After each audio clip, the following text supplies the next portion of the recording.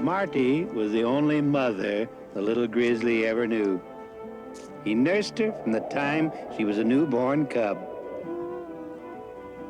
He devoted several years of his life to a crazy dream, to teach the little bear the ways of the wild, and then give her freedom in a mountain wilderness where grizzlies once thrived. Was it really possible? Would her love for her human mother make her an easy prey for hunters?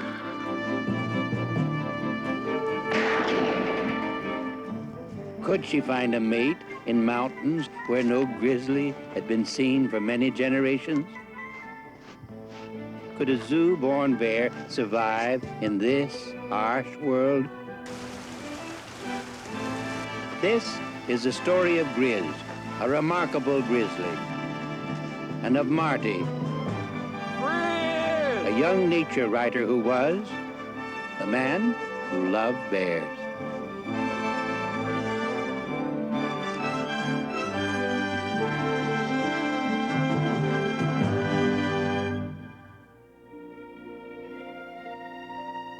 In winter, these mountains are nature's harshest test of life. All living things exist in a state of jeopardy. Life is on the simplest of terms. To understand it here is to understand it everywhere. Despite the hardships, though, the wilderness is never devoid of life.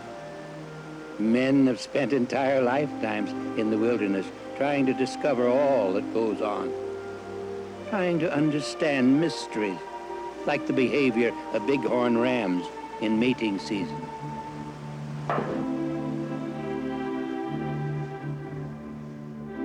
The struggle is for food, for a chance to eat, and keep from being eaten.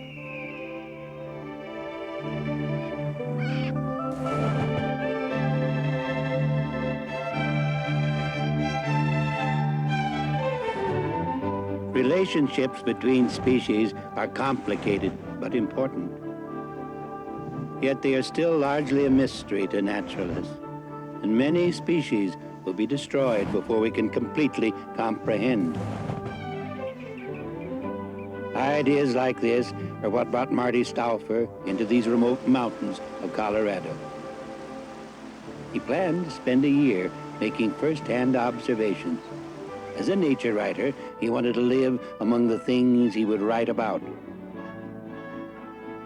But then a chance meeting changed his plans. More than that, it changed his entire life. The story began with tracks in the snow. It's easier to follow animals in winter, which is one reason I'm always looking for new tracks. But these, well, I just wasn't ready for them. They looked like they might be the tracks of a grizzly bear. In fact, I felt sure they were, only there were not any grizzlies in Colorado. Not a single one. I couldn't figure what it was, but it absolutely could not be a grizzly.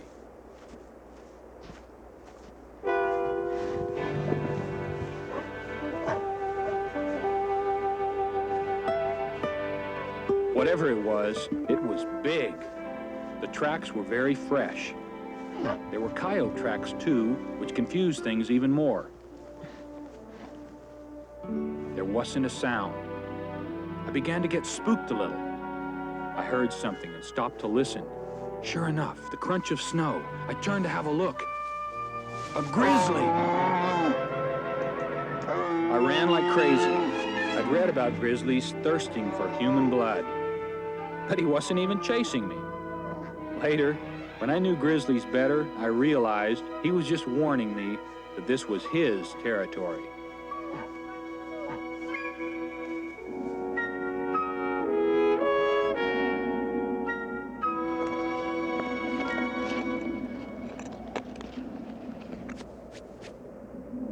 How could there be a grizzly here that nobody knew about? Did he wander in from up north? Or had he been hiding out for years? Somewhere out there was a wild grizzly, the last one in the whole state of Colorado. I was so excited I couldn't sleep at all, so I got out my books. Suddenly, I wanted to know the whole story of grizzlies, why there weren't supposed to be any left. What I read was pretty sad. In the last century, there were millions of grizzlies in the Rockies. Then came mountain men and trappers and cowboys and hunters, and they just killed them all, every last one in the state, except the one I saw. I stayed up all night thinking. By morning, I'd come up with a plan. Might be crazy, but I was determined to try it. First, though, there was something I had to do.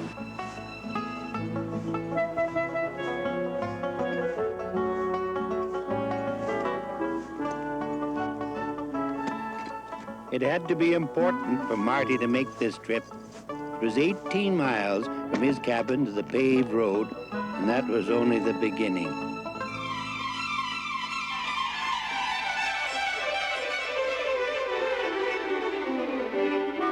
Marty went straight to the zoo, and as you probably guessed, to the Grizzly Bears. There was no longer any doubt. The beast he'd seen was a grizzly. It made Marty sad to see these largest of all carnivores reduced to begging for peanuts. Marty had one more thing to do while he was here.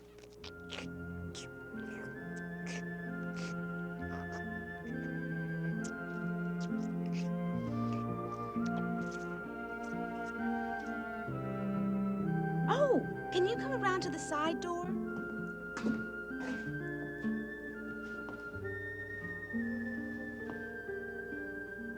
That's a grizzly? Sure is. She's 6 weeks old already. You want to hold her? Well, I don't know much about holding babies. Hello there, baby.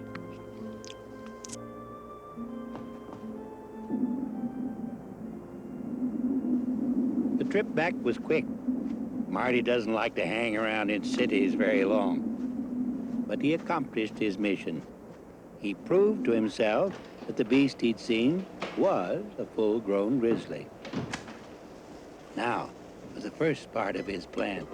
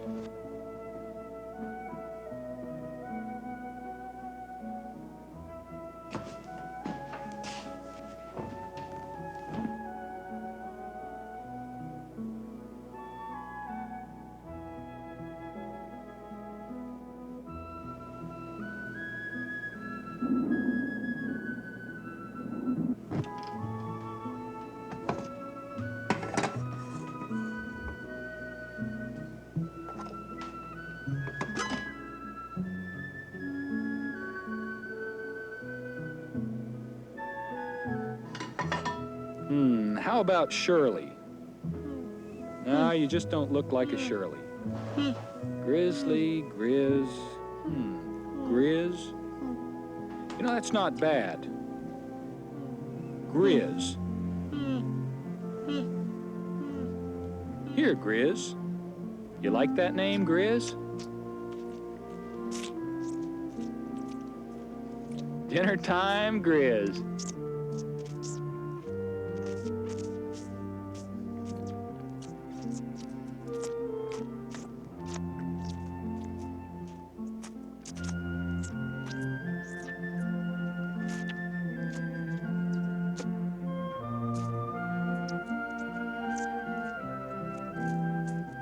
And so it was that the newborn cub got the rather appropriate name of Griz.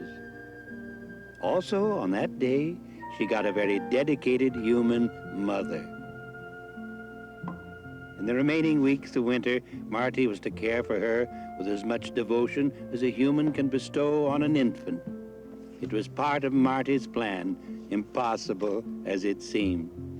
But there never was a plan that didn't seem better after a good night's sleep.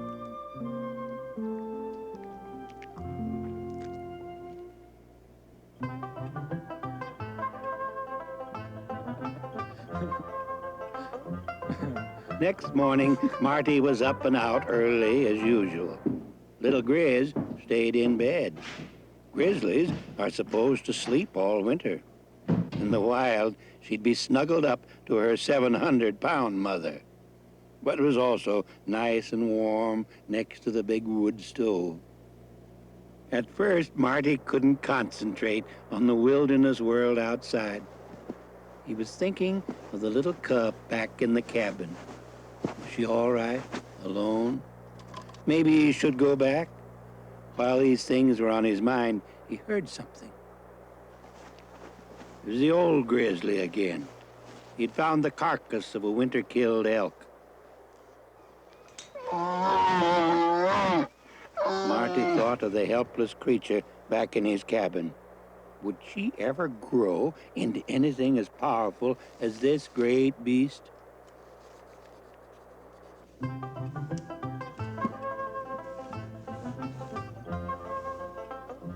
When grizzlies are born, they'll fit in the palm of your hand. They're almost completely helpless, just as are human babies. Unlike humans, they are very smart when they grow up. Nature seems to take a longer time in the development of her highest creatures. But later, they learn a lot more than lower animals. They seem to depend less on instinct.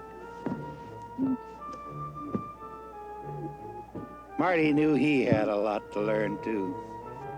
How could he, a human being, presume to teach the ways of the wild to a young grizzly? Could he teach it where to hunt and fish?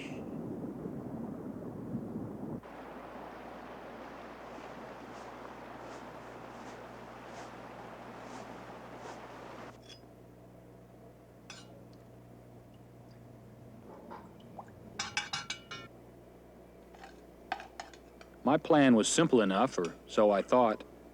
I wanted to restore grizzly bears to the Colorado wilderness, just the way they restock streams with trout and forests with deer. Only my idea was not for people to hunt and kill them, but to let them alone. To me, a wilderness isn't natural without big predators like grizzlies.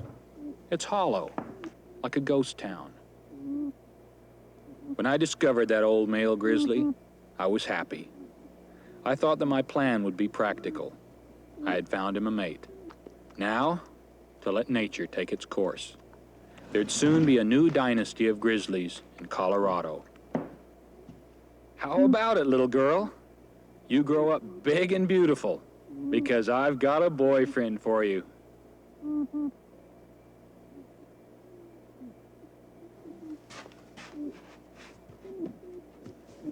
By the end of February, I took her outside for the first time. I had to. She was making a wreck of the cabin. Her curiosity got her into everything.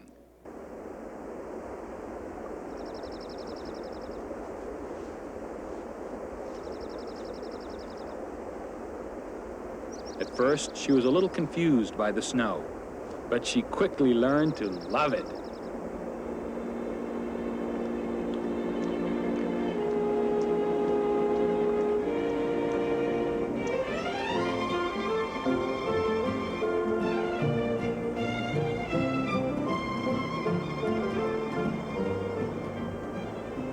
When spring came, Marty began to introduce Griz to the wild world which surrounded them. Within the few months until autumn, Griz would have to get to know intimately some 75 square miles of wilderness mountains and all the creatures native to it. Fortunately, Griz was a student on the fast track. Marty began to feel somewhat intimidated. The other wilderness mothers were so adept, so unquestioningly sure of what they were doing. The young, too, seemed secure in their parents' care. Hawk babies were fed on the same food that nourished hawks for millions of years. A fawn knew to stay very still and invisible when its mother was not near. But what did Griz know? What could he teach her? The 2 or 3 dozen facts which he'd read in books? Griz was obviously very smart, but what good was intelligence if he didn't know what to teach her? Or worse yet, if he taught her something wrong. Marty suddenly realized that curiosity and intelligence were her best teachers. Griz was a very curious bear.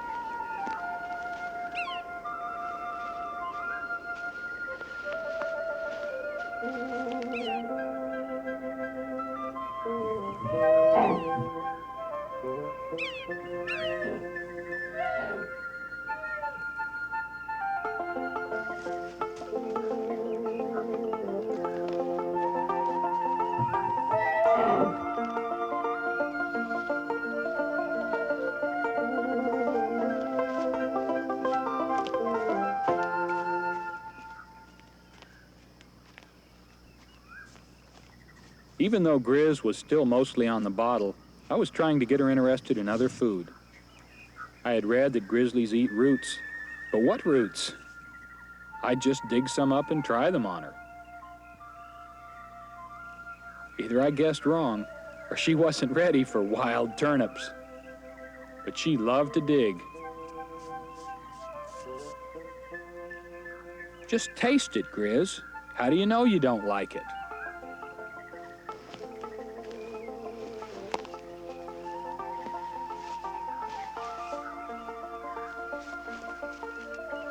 Stop it, silly. Don't play with your food.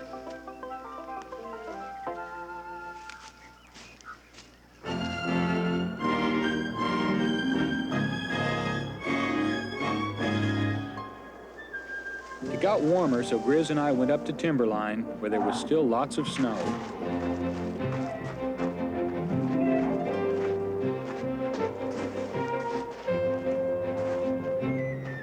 Come on, Griz! Hang on! Don't be scared.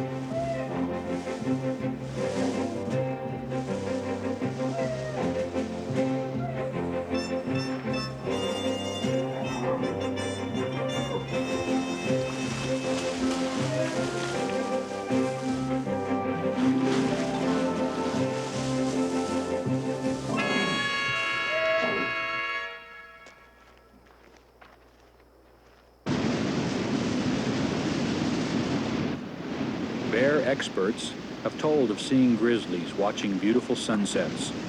Griz was definitely more interested in other things. She was totally dedicated to one thing, satisfying her curiosity. That was as it should be. The more territory she got to know, the better off she would be. Marty began to see more clearly that Griz would almost certainly be able to take care of herself in the wild. There was only one thing a grizzly need fear: man. He would have to teach the cub to fear all human beings. Otherwise, she would be caught or killed by trappers or hunters. Quiet, Griz. Shh. Run, run! Hide from bad people. Hide, Griz, hide!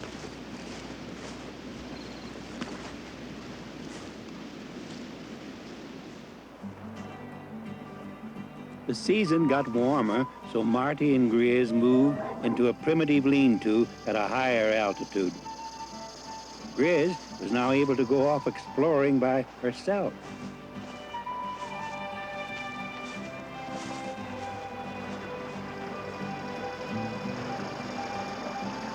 There were dangers, of course, and most of them Griz solved herself.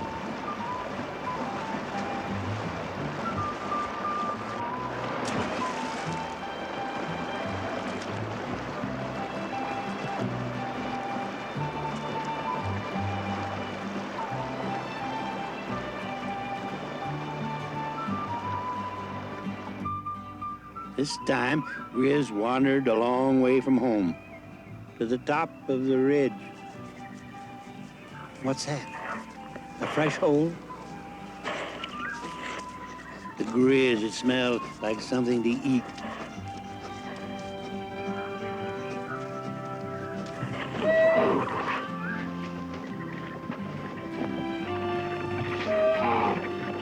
Griz had never seen a badger, so she wasn't ready for such a temper tantrum.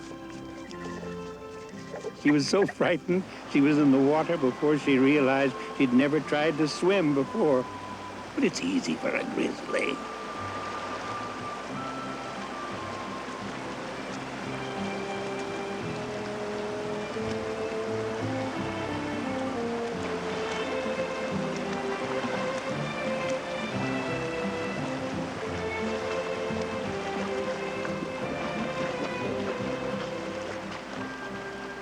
Hey, Griz. Come here. Come on.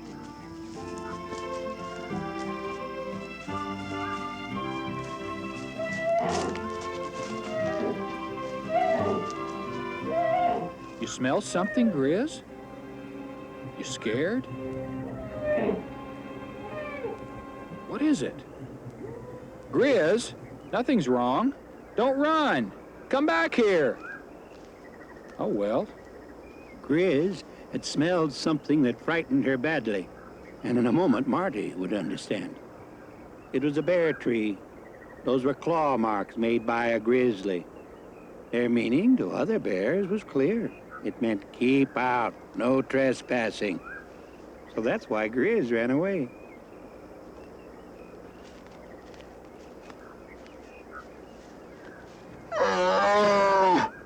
Marty had not paid attention to the bear tree warning, so the old monster delivered the message in person. Stay out seemed to be the general idea. But Marty did not stay out. He followed the old boy for a mile or so. Only this time, he was more careful.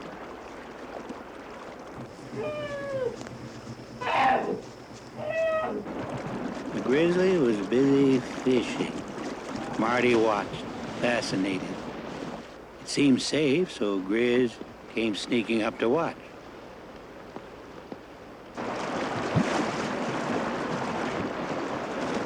Hey, look, Griz. Pay attention.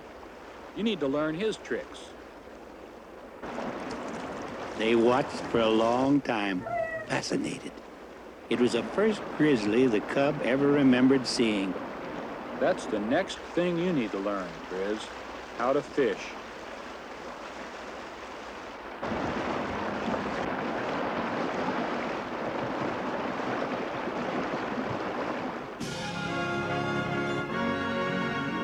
On the way back to camp, we spotted some mountain goats, high up on a cliff.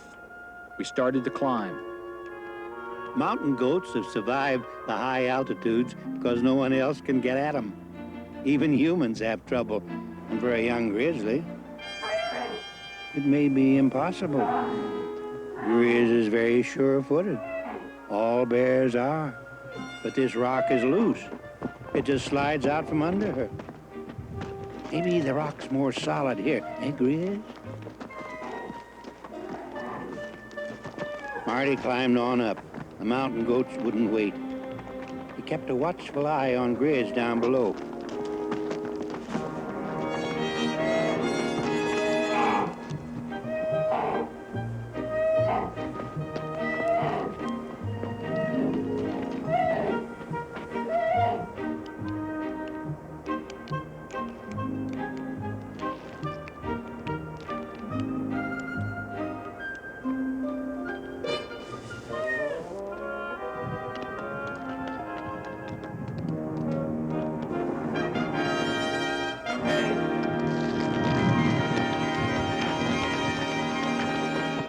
goats have kicked some rock loose.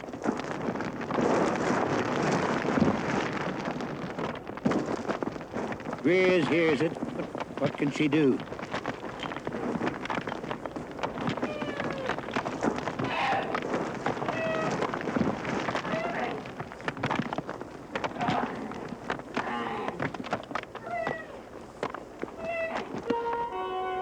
From up above, Marty had seen that Griz was making the right moves to avoid disaster.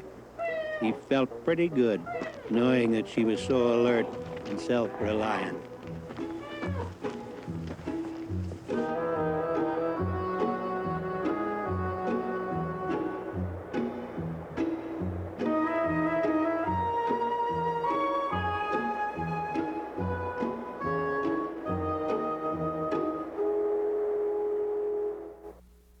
Next week, Griz continues her great adventure, exploring the Colorado Rockies and meeting the other creatures of the mountains. Still, Marty wonders if the friendly little cub will ever be able to survive on her own. She must know the ways of the wild if she's going to make it. So Marty teaches her how to travel the creeks and streams, where to find food, what to avoid.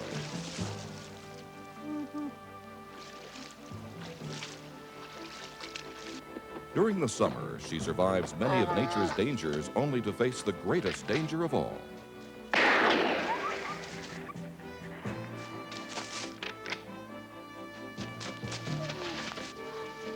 As the leaves turn golden, Marty and Griz spend more time together. But this happy time is tinged with sadness. Soon, man and bear must part as Griz goes to a den to sleep away the winter, and Marty goes deeper into the mountains to study other wildlife. So, like a good grizzly mother, her foster parent shows her how to dig a den. What kind of world will she find when she wakes up next spring? Will the grown-up Griz need or even recognize her old friend? Join Marty and Griz next week for the heartwarming conclusion of this true wilderness tale. Until then, enjoy our wild America.